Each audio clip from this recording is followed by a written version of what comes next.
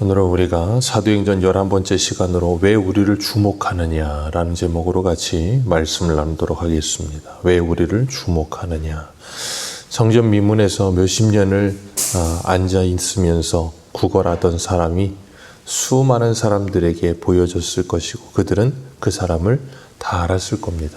그래서 예루살렘에 사는 사람이라면 그리고 몇십 년을 거기 있었을 테니까 3대 절기를 지키러 매년 오는 사람들이었다면 그 성전 미문에 앉아있는 사람 그럼 그 사람 할 정도로 모든 사람이 인식하는 사람이었을 겁니다. 그런데 어느 누구도 그에게 예수 그리스도를 전해주는 사람은 없었습니다.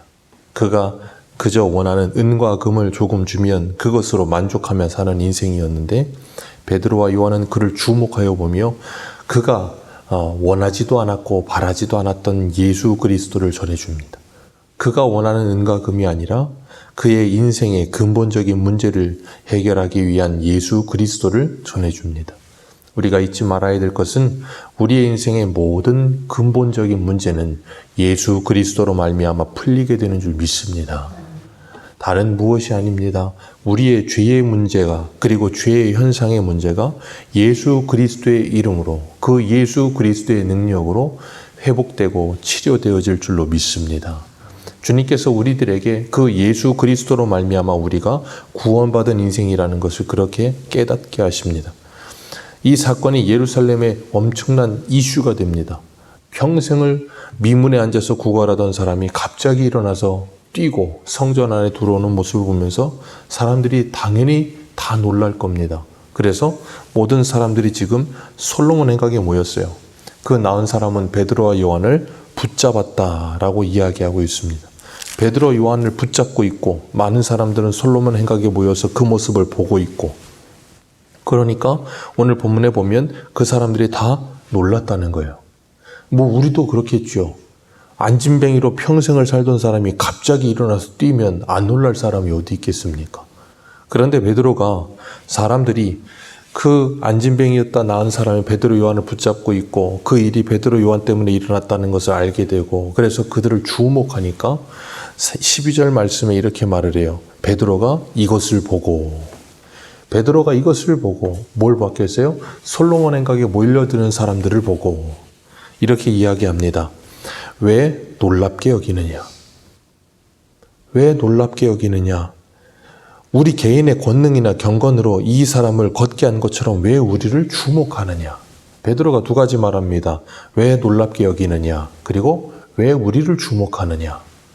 그 두 가지를 이야기를 해요. 만약에 오늘날 이런 일이 일어났다면 우리는 당연히 베드로 요한을 주목하지 않겠습니까? 그건 당연한 거죠.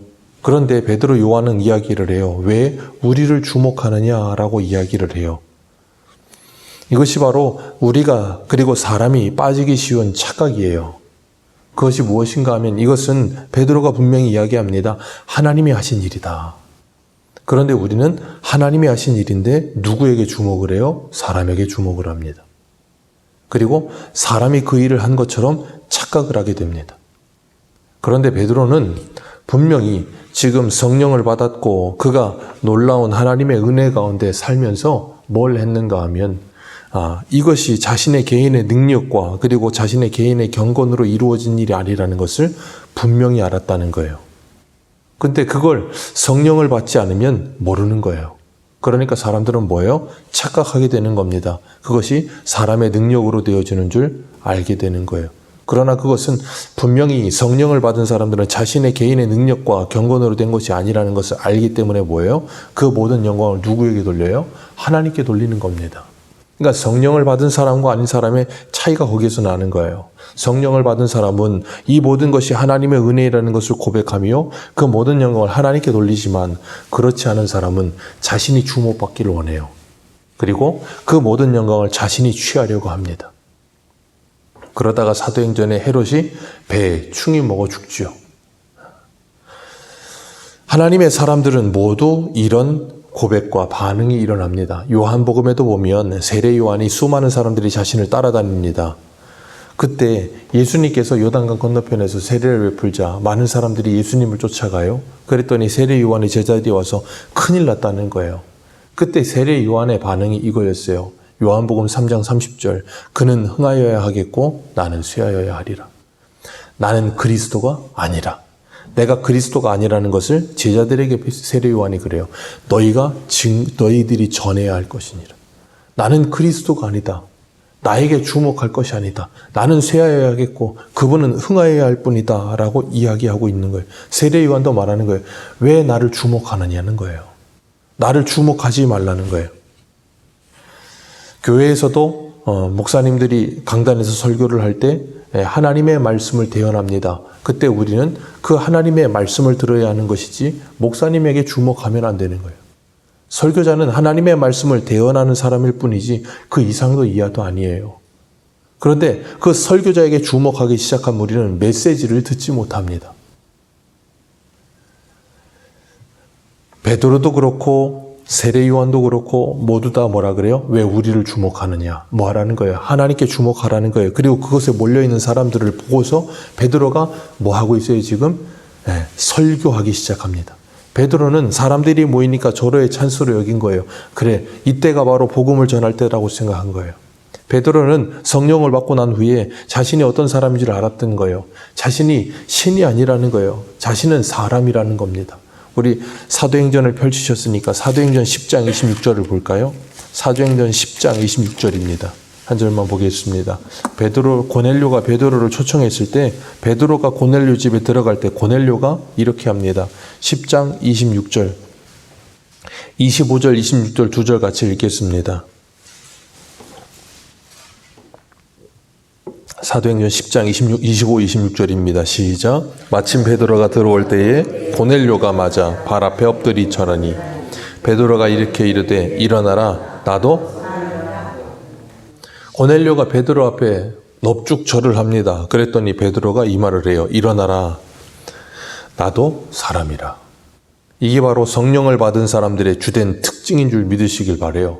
성령을 받은 사람들의 가장 확실한 자기인식, 그게 뭐예요? 나는 사람이라는 거예요. 나는 신이 아니라는 겁니다. 얼마 전에 넷플릭스에서 우리나라의 대표적인 이단들 다큐멘터리를 종합으로 해서 했잖아요. 그래서 이단들 나올 때 그 제목이 나는 신이다 였어요. 근데 베드로가 고백해요. 나는 신이 아니다. 그 사람들이 아니라 베드로가 제일 먼저 나는 신이다 할 수 있는 사람이에요. 다 주목하거든요. 세례 요한도 나는 그리스도라 말을 할 수 있는 사람이에요. 왜요? 수많은 사람들이 따라다니고 있거든요. 그런데 성령을 받은 하나님의 사람들은 자기 자신이 누군지를 알아요. 자기 자신이 신이 아니고 사람이라는 걸 압니다. 그래서 그는 흥하여야겠고 나는 쇠하여야 하리라는 고백이 나오는 거예요. 그런데 성령을 받지 않은 사람들은 그는 쇠하여야 하겠고 나는 흥하여야 하겠다라는 착각에 빠져 살아요. 그렇기 때문에 성령을 받은 하나님의 사람들은 모두 다 신의 자리에 올라서 있다가 사람의 자리로 내려오는 겁니다. 그리고 우리의 주인된 자리를 주님께 돌려드릴 수 있는 사람이 되는 거예요. 그걸 우리는 뭐라 그래요? 겸손이라고 부릅니다. 그래서 성령을 받으면 겸손해지는 거예요.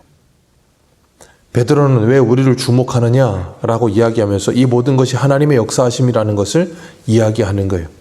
그러면서 분명히 이야기하는 겁니다. 뭘 이야기하는 건가 하면 이 모든 표적이나 기사나 병고침이나 모든 것이 뭘 초점에 두고 있는 것이냐면 하나님의 말씀을 전하기 위한 초점에 두고 있다는 것을 기억하시길 바라요. 지금 이 안진뱅이가 고침을 받는 건 누구의 이름으로 고침을 받습니까? 예수 그리스도의 이름으로 고침을 받지요. 그리고 베드로가 설교하면서 뭐라고 그러는가 하면 몇 절입니까? 16절 같이 읽습니다. 16절입니다. 시작.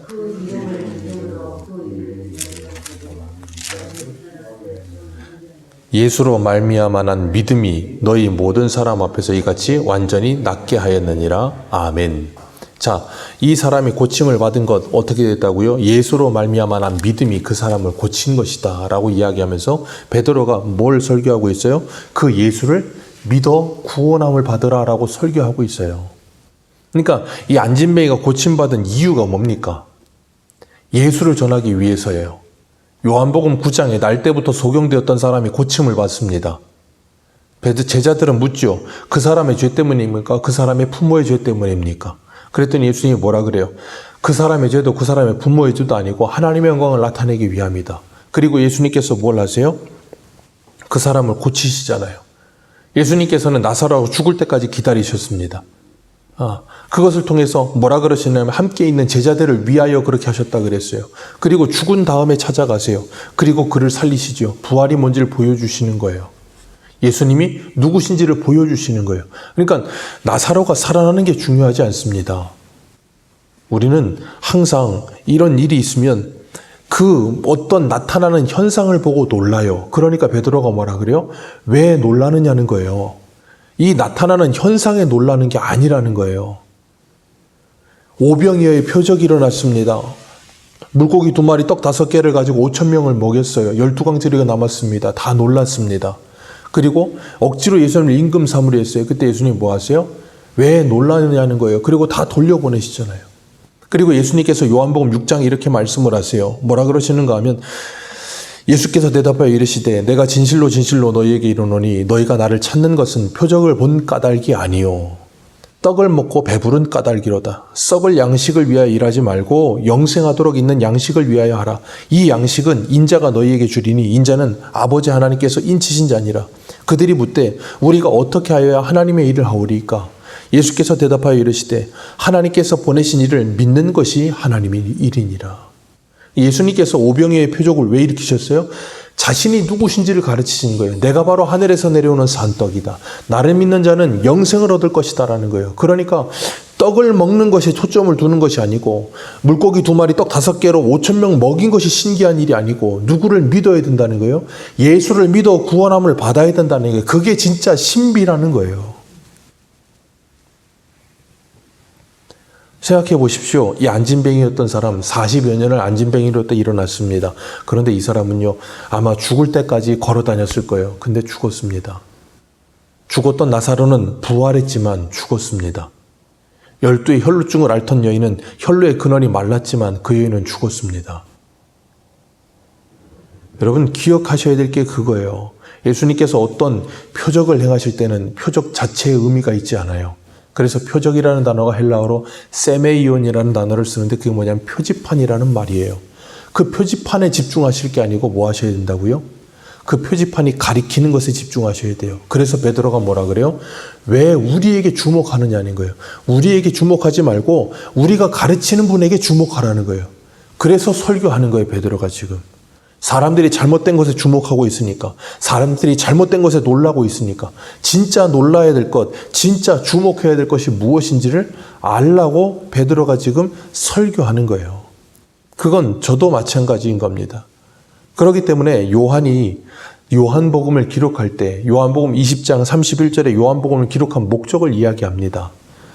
오직 이것을 기록하면 너희로 예수께서 하나님의 아들 그리스도이심을 믿게 하려 함이요 또 너희로 믿고 그 이름을 힘입어 생명을 얻게 하려 함이라. 성경을 기록한 이유가 뭐라고요? 예수 믿고 구원받게 하려고요. 우리가 전도하는 이유가 뭐라고요? 예수 믿고 구원받게 하려고요. 베드로가 이 안진뱅이를 고친 이유가 뭐라고요? 예수 그리스도를 전해주려고요. 은과 금을 주는 게 아니라 예수를 주려고요. 그리고 베드로가 왜 설교한다고요? 거기 있는 그 사람들이 예수를 믿고 구원받게 하기 위해서요.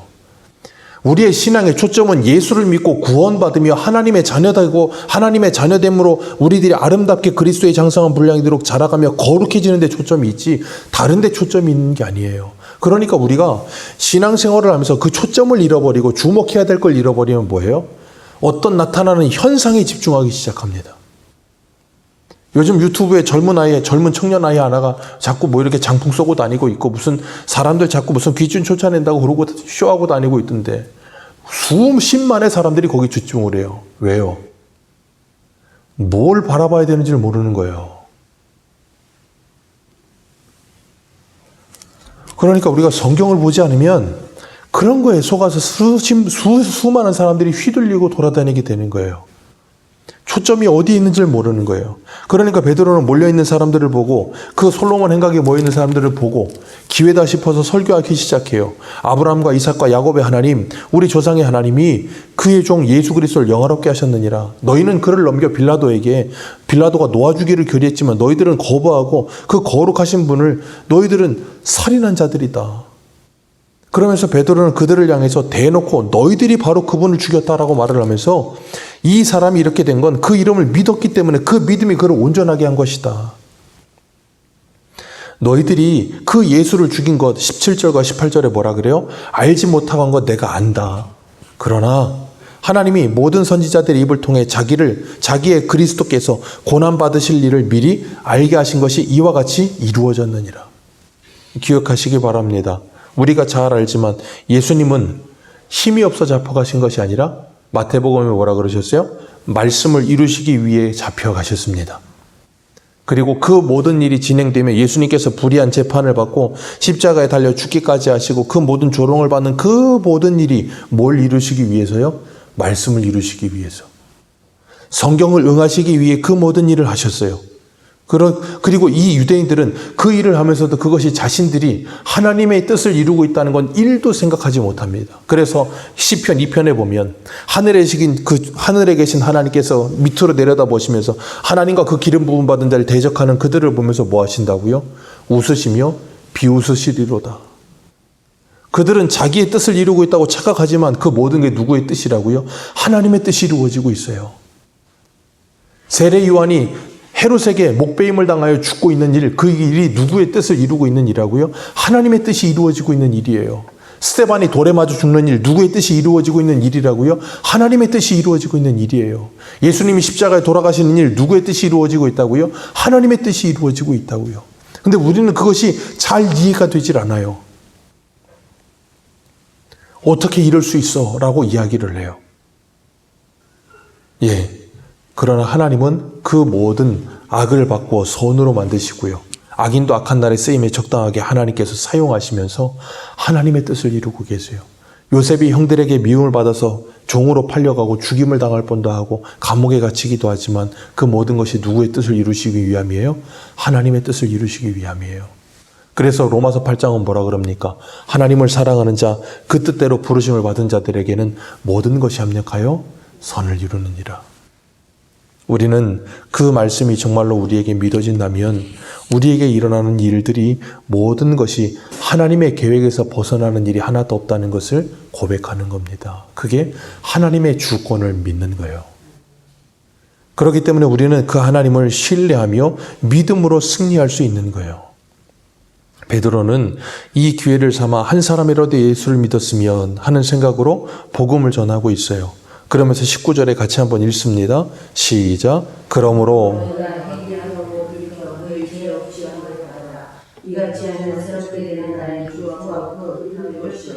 아멘. 그러므로 너희가 전에 예수님을 십자가에 못 박았을 때 모르고 한 거 내가 안다. 그러니까 이제는 너희가 뭐 해라? 회개해라. 내 말을 듣고 너희들이 그런 큰 죄를 졌다는 걸 알았다면 회개하라. 그리고 돌이켜서 죄 없이 함을 받고 이같이 하면 무슨 날이 된다고요? 새롭게 되는 날이 주 앞에서 이르게 될 것이다. 새롭게 되는 날, 새 날이 시작이 될 거라는 거예요. 뭐 하면요? 예수 믿고 회개하고 구원받으면. 그래서 예수 믿으면 우리에게 무슨 날이 와요? 새 날이 오는 거예요. 새 날이 온다는 건 내가 예수 믿고 변하여 내가 새 사람이 된다는 의미예요. 새 날이 온다는 건 뭔가 특별해지는 게 아닙니다. 새 사람이 된다는 것도 뭔가 특별한 사람이 되는 게 아니에요. 내가 예수의 사람이 되는 거예요. 그러면 그때가 내가 새로운 피조물이 되는 것이고 그때부터 우리는 새 날을 사는 거예요. 새 생명 가운데서 살아가기 시작하는 겁니다. 그래서 20절에 뭐라 그래요? 또 주께서 너희를 위하여 예정하신 그리스도로 곧 예수를 보내시리니 영원전부터 거룩한 선지자들의 입을 통하여 말씀하신 만물이 회복될 때까지 하늘이 마땅히 그를 받아두리라. 만물이 회복될 때까지가 언제예요? 사도행전 1장 8절과 같이 성령을 받고 권능을 받아서 땅끝까지 이르러 복음이 증거되는 때, 그때까지 주님께서 뭐 하신다고요? 하나님 우편에 계시다가 그 만물이 회복되고 나면 뭐 한다고요? 다시 오실 거라는 거예요. 그때까지 우리에게 뭐 하셨어요? 이 일을 맡기신 거예요. 무슨 일이요? 베드로가 한 일. 뭔 일 하셨는데 베드로가 뭔 일 했습니까? 복음을 전했잖아요. 베드로가 성령을 받고 제일 먼저 한 일이 뭡니까? 복음을 전했잖아요. 이 사람이 고쳐졌을 때 베드로가 뭐 했습니까? 복음을 전했잖아요. 현상이 아니라 그들이 전하는 메시지에 우리는 초점을 가져야 되는 거예요. 그러니까 오늘 우리는 뭐 해야 되는 거예요? 복음을 전해야 되는 거예요. 왜? 주님께서 뭐라고 하셨어요? 1장 8절. 오직 성령이 너희에게 임하시면 너희가 권능을 받고 예루살렘 온 유대와 사마리아와 땅끝까지 이르러되 증인이 되리라 그랬지. 너희들이 안진뱅이를 고치리라고 하지 않으셨어요. 너희들이 병 고치는 사람들이 되리라 안 하셨다고요. 복음을 전하는 사람들이 되리라 그러셨지. 그 복음을 전하기 위한 방편으로 하나님께서 어떤 분에게는 은사를 주셔서 신유의 은사를 주실 수도 있어요. 없다는 거 아닙니다. 있을 수도 있습니다. 그러나 거기에 초점이 있지 않고 뭐에 있다고요? 복음 전하는 데 초점이 있어야 돼요. 그러지 않으면 다 이단 되는 거예요. 다. 그래서 베드로가 22절 같이 한번 읽습니다. 22절입니다. 시작.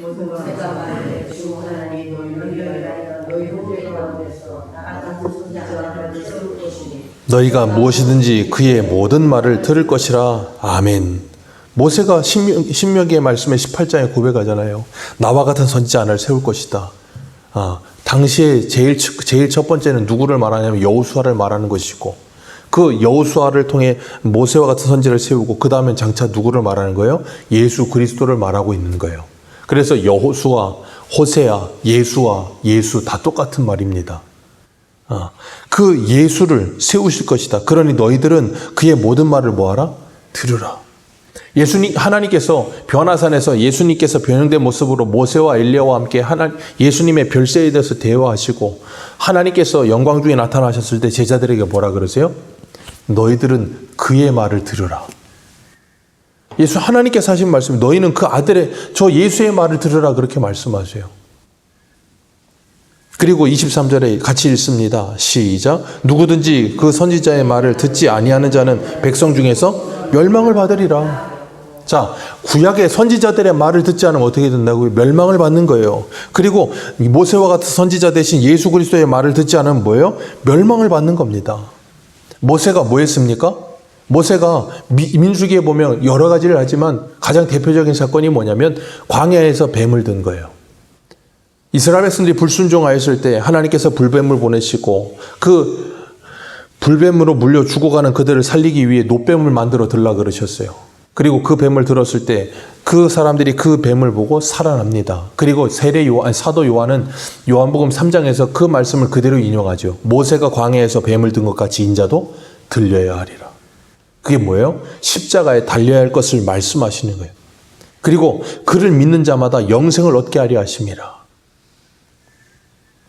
그리고 23절, 24절에 선지자들의 말을 듣지 않은 백성 중에서 끊어지리라. 사무엘 때로부터 말한 모든 선지자들도 이때까지 가리켜 말하는 것이. 모세로부터 모든 선지자들이 다 뭐한다? 다 말한다. 우리 한 군데만 마지막으로 읽습니다. 히브리서 1장을 보세요. 히브리서 1장 1절입니다. 히브리서 1장 1절. 1장 1절 2절 2절 같이 읽습니다. 시작. 옛적의 선지자들을 통하여 여러 부분과 여러 모양으로 우리 조상들에게 말씀하신 하나님이 이 모든 날 마지막에는 아들을 통하여 우리에게 말씀하셨으니 이 아들을 만유의 상속자로 세우시고 또 그로 말미암아 모든 세계를 지으셨느니라. 아멘. 옛적의 선지자들을 통해 여러 부분과 여러 모양으로 우리 조상들에게 말씀하신 하나님이 마지막에는 어떻게 하신다고요? 아들을 통하여 우리에게 말씀하신다. 모세와 같은 선지자인 그 아들을 통하여 우리에게 말씀하신다. 그러니까 신약과 구약의 모든 말씀은 다 뭘 말하고 있는 거예요? 그 아들의 메시지, 예수 그리스도를 전하고 있는 거예요. 그러니 25절에 뭐라 그래요? 너희는 선지자들의 자손이고 하나님이 너희 조상과 더불어 세우신 언약의 자손, 아브라함의 자손 아니냐. 그러니 아브라함에게 하나님이 뭐라 그러셨냐? 땅 위의 모든 족속이 너의 씨로 말미암아 복을 받으리라고 창세기 12장에 말씀하지 않으셨냐? 그러니 하나님이 그 종을 세워 복 주시려고 너희에게 먼저 보내서 너희로 하여금 돌이켜 각각 그 악한 을 버리게 하셨느니라. 아브라함에게 언약하셨던 그 씨가 누구라고요? 26절에 하나님이 그 종을 세워 복을 주시려고. 그 씨가 바로 너희들에게 먼저 보냄받은 그 예수 그리스도다 그 말이에요. 그래서 바울은 갈라디아서 3장 16절에 이 약속은 아브라함과 그 자손에게 말씀하신 것인데 여럿을 가리켜 그 자손이라 하지 아니하시고 오직 한 사람을 가리켜 그 자손이라 하셨으니 곧 그리스도라. 베드로는 지금 이 안진뱅이가 고쳐지는 이 역사를 통하여서 지금 뭐 하고 있어요? 모세의 글로부터 해서 구약의 모든 선지자들이 뭘 말하고 있다? 이 예수를 말하고 있다. 아브라함에게 통해서 말씀하셨던 그분이 누구다? 바로 이 예수다. 이 예수를 믿고 회개하고 구원함을 받아라. 그리하면 주 앞에서부터 너희들에게 무슨 날이 오리라? 새롭게 되는 날이 오리라. 너희들도 나와 같이 새로워질 수 있다. 그걸 지금 전하고 있는 거예요. 그 복을 말해주고 있는 거예요. 그러니 뭐 하라고요? 26절에 너희들은 돌이켜 각각 그 악함을 버리라. 너희들은 돌이켜 그 악함을 버려버리고 이제는 뭐하라? 예수 앞에 나오라는 거예요. 그 예수를 믿고 새롭게 되는 날을 맞이하라. 그 악한 날은 이제 오늘로 끝이고 이제 오늘부터는 예수 그리스도 안에서 새 사람이 되어서 악한 자의 삶이 아니라 선한 자의 삶을 살아라. 의로운 자의 삶을 살아라. 그걸 전하고 있는 겁니다. 그게 뭐예요? 그게 바로 놀라워야 될 일이요. 안진뱅이였던 사람이 고쳐지는 게 놀라운 게 아니고요. 진짜 놀라운 건요. 죄로 죽었고 악한 인생을 살던 우리가 예수를 만나 새 사람이 되는 게 진짜 놀라운 일이에요. 여러분, 진짜 기적은 그겁니다. 왜요? 그건 사람이 할 수 없는 일이거든요. 그래서 베드로가 안진뱅이를 고친 것도 누가 하신 거예요? 주님이요. 한 사람이 예수를 믿고 회개하고 죄사함 받아서 성령을 받고 새롭게 되는 것도 누가 하시는 일이라고요? 하나님이 하시는 일이요. 우리가 그 일에 쓰임받는 사람들로 부르심을 받았음을 기억하시길 바랍니다. 오늘도 우리가 이 복음을 전하며 오직 예수 그리스도만을 주목하시고 예수 그리스도만을 바라보며 주님께 영광 돌려드리는 삶을 사는 저와 여러분들 되시기를 축복합니다. 기도하겠습니다.